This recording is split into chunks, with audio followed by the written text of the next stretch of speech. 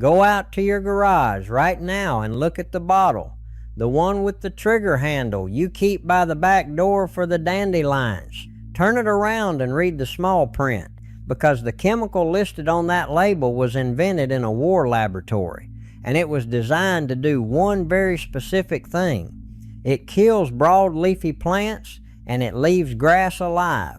Every single plant I'm about to show you is a broad leafy plant. Every single one of them was food. And the grass it spares, the grass you are protecting, the grass you water and mow and fertilize, you cannot eat one blade of it. Your great-grandmother would have walked across your lawn in April with an apron gathered up in one hand and filled it with supper. 25 different plants, some of them richer in calcium than spinach, one of them carrying more of the same fat you buy fish oil capsules for than any leafy green ever measured. And in the span of about one lifetime, all 25 of them stopped being groceries and started being a problem you pay a company to solve. I am going to give you all 25. What they are, how your people ate them, and what happened to them. Stay with me to number 8, because that one fed an entire army and clothed it too. Number 17 is the one I have to warn you about, and I will not let you past it without doing that properly. And number 25 is a plant your county might spend thousands of dollars a year trying to kill, while people in other countries pay money for it by the pound. But before any of that, you need to understand something that is going to change how you look at your own yard.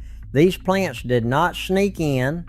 They did not blow over on the wind. Most of them came here on purpose, packed in trunks and seed pouches, carried across an ocean by people who could not afford to bring anything useless. When the first English and German families crossed over, they had limited space, and every ounce of it mattered.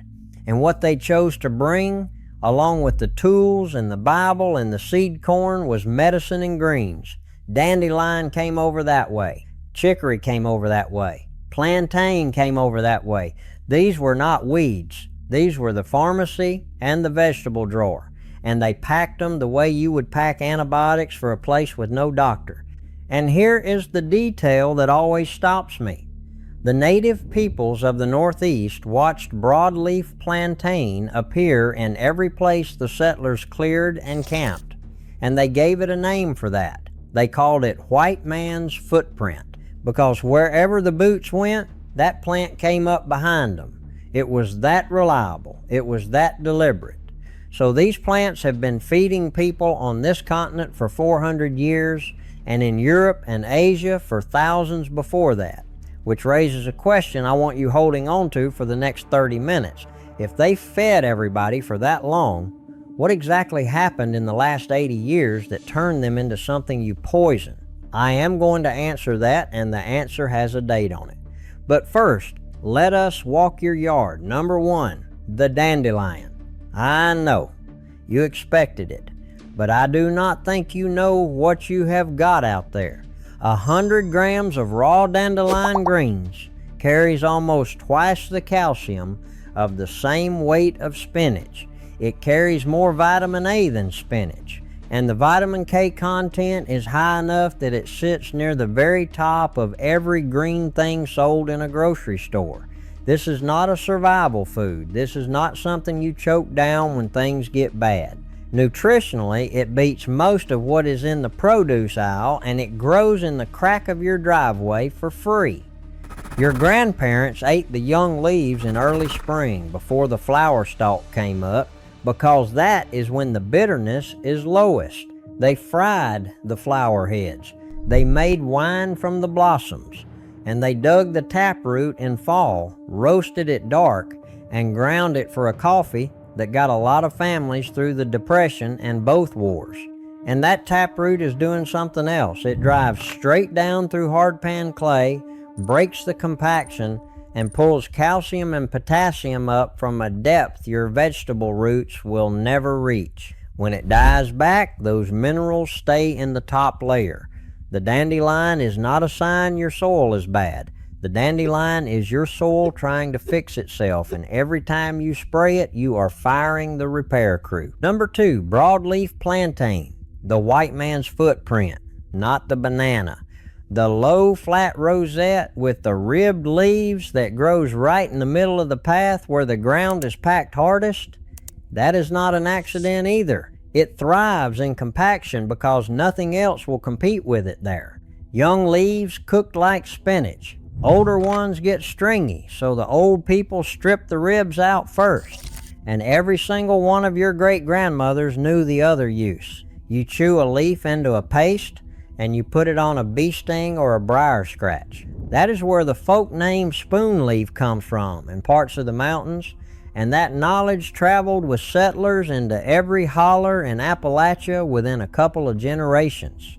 Number 3, chickweed, the soft, low mat with the tiny white star flowers that comes up in your flower beds in cool weather.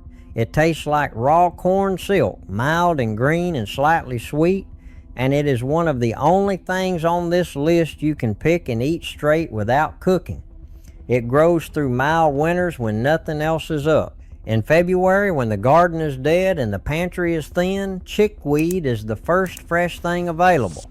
And for a family with no vitamin C from December to March, that mattered more than you can imagine sitting in a house with a refrigerator. Number 4, purslane. And this is the one I want you to remember. Low, sprawling, with thick, rubbery little paddle leaves and a red stem. It comes up in the hottest, driest part of your garden in the middle of summer when everything else is struggling. Most people pull it and throw it on the burn pile. Purslane contains more alpha-linolenic acid, the plant form of omega-3, than any leafy green vegetable ever measured. Not more than most, more than any. The thing people buy in capsules from a shelf at a real price is growing in the gravel by your tomato cages, and it has been a normal everyday vegetable in Greece and Mexico and across the Middle East for as long as anybody has been writing food down. In Mexico, they call it verdolagas, and they cook it with pork. Henry David Thoreau wrote about making a dinner of it at Walden Pond and being perfectly satisfied. Sour, a little salty, crunchy. Raw in salad or wilted in a hot pan with fat and salt. That is it. That is the whole recipe. Number 5, lamb's quarters, also called goosefoot or pigweed, depending on where your people were from. Tall, upright, with the leaves shaped like a goosefoot and a whitish powdery dust on the new growth at the top. It is a direct wild relative of both spinach and quinoa, and it tastes better than spinach. Higher in protein than most greens, higher in calcium, and humans have been eating it for a very, very long time. When they pulled the bog bodies out of the peat in Denmark, men who died more than 2,000 years ago, they were able to examine the contents of the last meal those men ate. There were lamb's quarters seeds in it. That is how far back this food goes. Number 6, the common blue violet. The heart-shaped leaves and the little purple flowers that come up in the shady, damp part of the lawn every spring. Both the leaves and the flowers are edible. The leaves are high in vitamin C, and they contain a mucilage that thickens soup the way okra does, which is exactly what the old cooks used them for.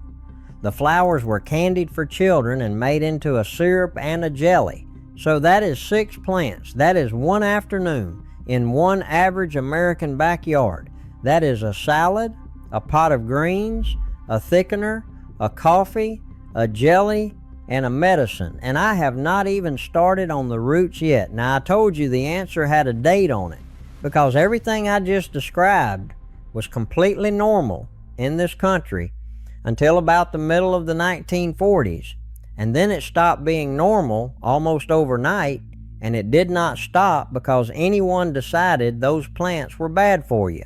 During the Second World War, chemists in Britain and in the United States, working separately, were both trying to develop something for wartime use.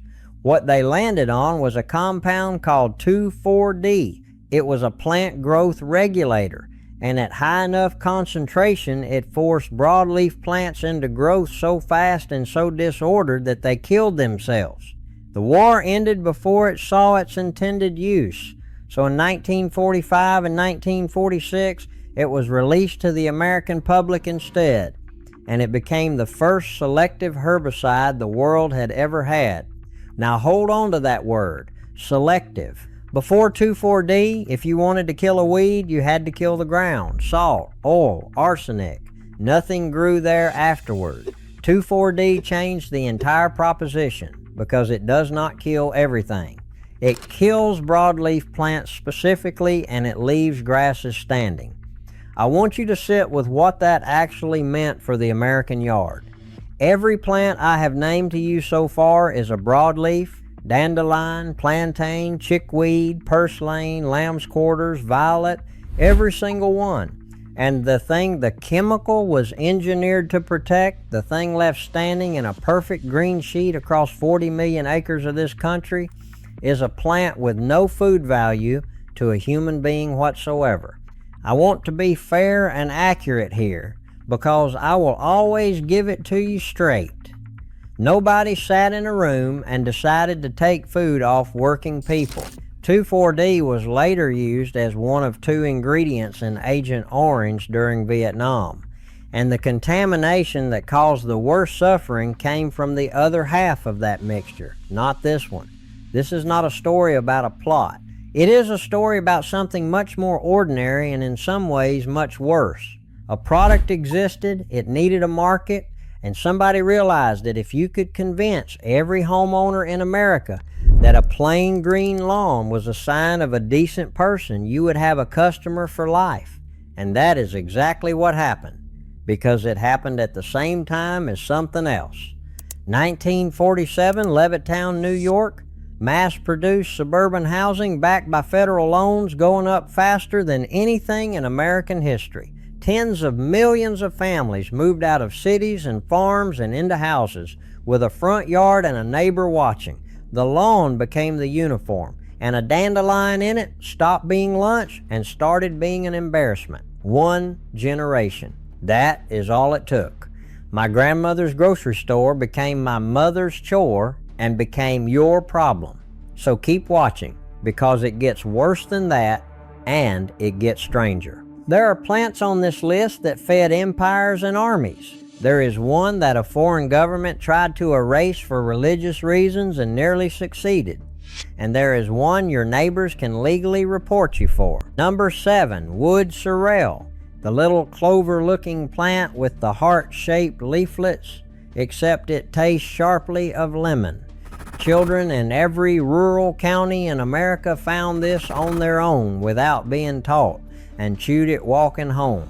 It has a bright, sour bite from oxalic acid, which is the same thing that gives spinach and rhubarb their edge, and that is also why the old people told you to eat a handful and not a hatful.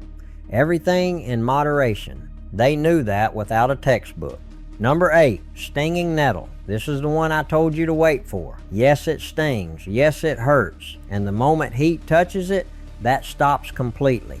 30 seconds in boiling water and the hairs collapse, and it is one of the finest cooked greens on the continent. Deep, dark, almost meaty. Very high in protein for a leaf and high in iron. Nettle soup was a spring staple across northern Europe and Britain for centuries, eaten specifically as the first green food after winter. But here is the part that gets me. During the First World War, when the German army could not get cotton through the blockade, they went to nettle.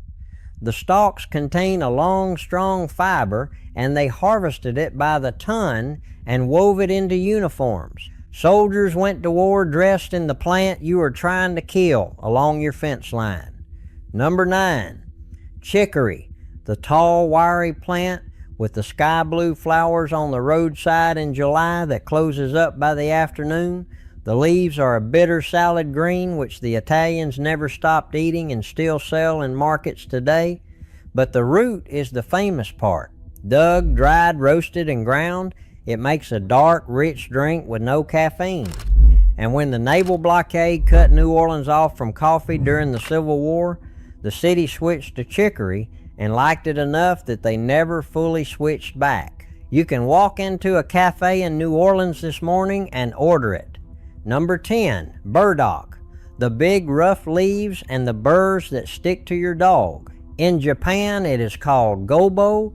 It is a completely normal supermarket vegetable, and the long root is scraped and simmered and eaten weekly by millions of people. It is sweet and earthy, something between a parsnip and an artichoke. And those burrs did something else. In the 1940s, a Swiss engineer named Georges de Mestral came back from walking his dog, got curious about why they gripped so well, and put them under a microscope. He found tiny hooks. He spent years turning that into a product and patented it in the 1950s. That is Velcro. On your shoes, in your car, on hospital equipment all over the world. Invented by looking closely at a weed. Number 11, curly dock. The narrow, wavy, edged leaves and the tall, rust brown seed stalk that stands in the field all winter long. Young leaves cooked as greens, sharp and lemony. But the real prize is that seed head. Those seeds were stripped, winnowed, and ground into a dark flour and stretched into bread in lean years across the whole American South. Every one of those brown stalks in the ditch is a small grain crop standing there uncollected. Number 12, sheep sorrel. The small arrowhead-shaped leaves in poor acid soil, sour and lemony, and a fixture in French cooking as sorrel sauce for fish. In America, it was a trail nibble and a soup green and nothing more, which is a shame. Number 13, amaranth. Reedroot pigweed, tall, coarse, with a thick reddish stalk and a dense seed head. The leaves cook down like spinach, but the seeds are the story, and it is a hard one. Amaranth was one of the primary staple grains of the Aztec Empire, grown at enormous scale, and it was tied into religious ceremony. When the Spanish arrived and set about dismantling that religion, they went after the grain along with it, and cultivation collapsed. A crop that had fed millions of people was pushed to the edge of disappearing, and today its descendants come up in American gardens as a weed nobody can identify. Every single seed head is edible grain. There can be over 100,000 seeds on one plant. Number 14, garlic mustard. Heart-shaped scalloped leaves that smell exactly like garlic when you crushed them. First recorded in North America on Long Island in 1868, brought deliberately as a food and a medicine, and it escaped and it took over. This one is genuinely a problem. It chokes out native woodland plants, and it is one of the most aggressive invasives in the eastern forest. So here is the beautiful part. It makes an excellent pesto. Leaves, oil, salt, nuts, garlic. When you eat this plant, you are not just feeding yourself. You are doing real conservation work. And it is the only item on this list where I will tell you to take every last one you can find. Number 15, shepherd's purse. Small, unremarkable, with tiny heart-shaped seed pods running up the stalk that look like little purses. Peppery, like a mild mustard. It is a normal vegetable in Chinese and Korean and Japanese cooking, used in dumplings and soups, and here it grows in sidewalk cracks. Number 16, field garlic. Wild onion, the thin, round, hollow grass-looking leaves that come up in clumps in your lawn in March and smell like onion when you mow. Every part is usable, bulb, leaf, and the little bulblets at the top. This plant is so tied to this land that the city of Chicago is named for it, from a native word for the wild onion that grew in the marshes there. And this brings me to something I have to say before I give you another item, because I am not going to hand you a list like this and walk away. Number 17, pokeweed. Poke salad. You have heard of it. There's a famous song about it, Poke Salad Annie, written by Tony Joe White and recorded by Elvis. It is a genuine, beloved, deeply rooted Appalachian and Southern Spring tradition, and I grew up around people who ate it every year of their lives, and I am telling you not to. Pokeweed is poisonous. The root is severely toxic, the mature stalk and the berries are toxic, and the leaves are toxic raw. The traditional preparation exists precisely because of that. You take only the youngest shoots and you boil them and pour the water off and boil them again in fresh water and pour that off and boil them a third time. That is not a flavor step. That is a detoxification step, and if it is done wrong, people get seriously ill, and there are documented cases of it being worse than that. The old people who did it safely learned it standing next to somebody who already knew over years in person. That is not something you can pick up from a video, including this one, and I am not going to pretend otherwise. And while I have your attention on this, understand the wider rule. There is a plant called poison hemlock that grows on roadsides all over this country. It has fine feathery leaves and clusters of small white flowers, and it looks very similar to wild carrot and to several other harmless things, and it will kill an adult. There are purple blotches on the stem, and there is no garlic or carrot smell, and if you are not absolutely certain, the answer is no. Not maybe, no.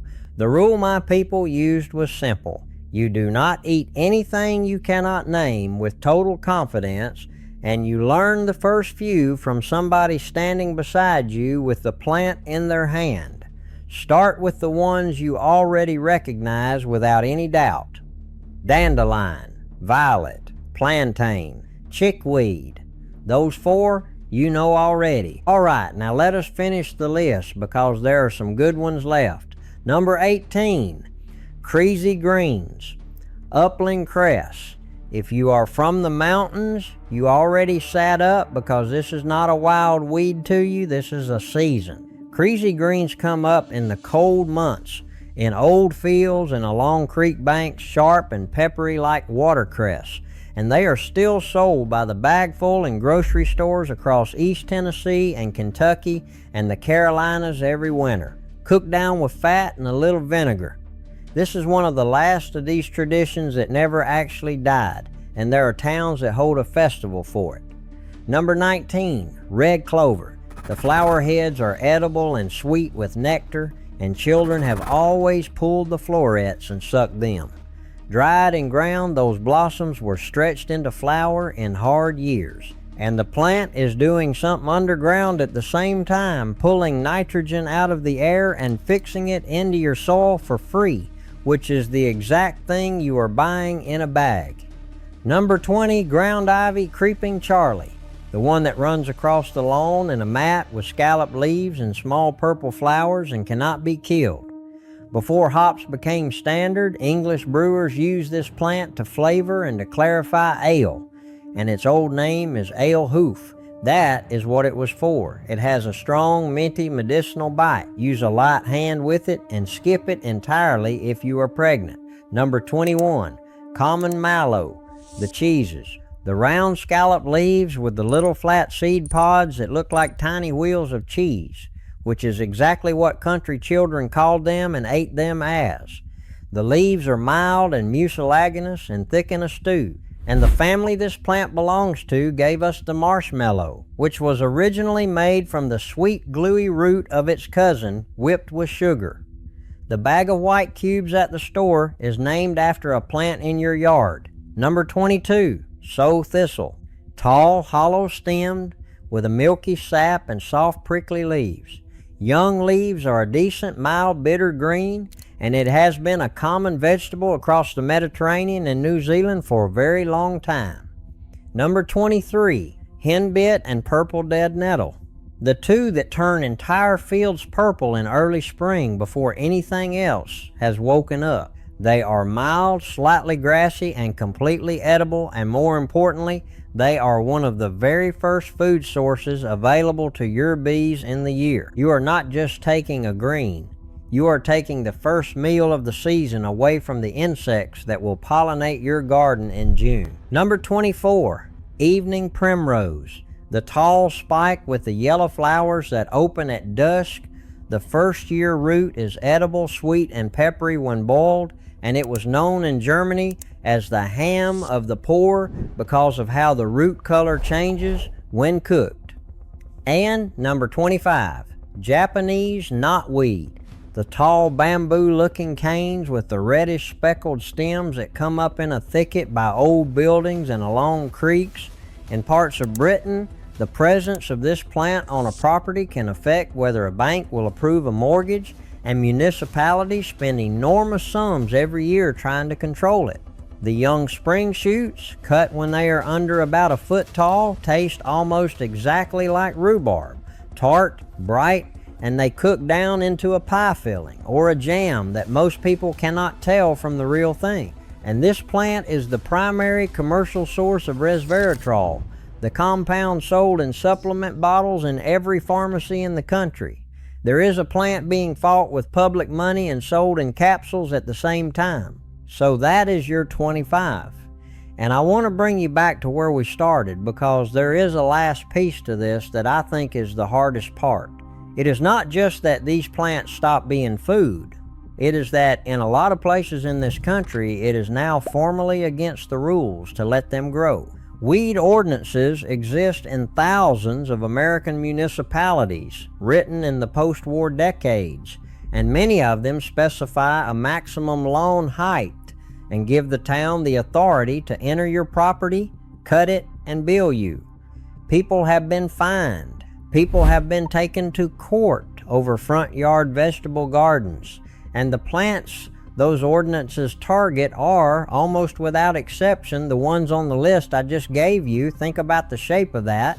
Within one lifetime, a food supply that cost nothing became a chore, then became a product you buy the poison for, and then became a violation you can be penalized for allowing. Nobody voted on it, nobody announced it.